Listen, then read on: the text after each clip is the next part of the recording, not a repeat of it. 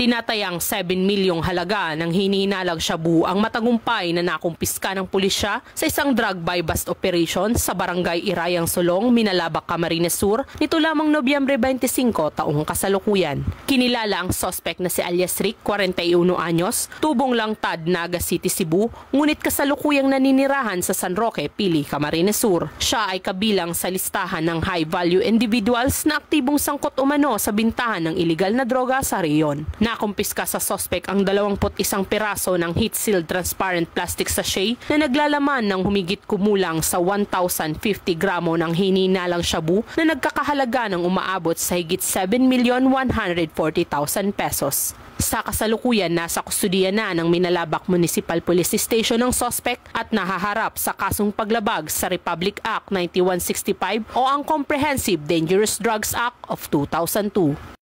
Mula dito sa Riyong Bicol, ako ang inyong PNN Correspondent, Police Corporal Angelito Recampo, alagad ng batas, tagataguyod ng Balitang Pulis.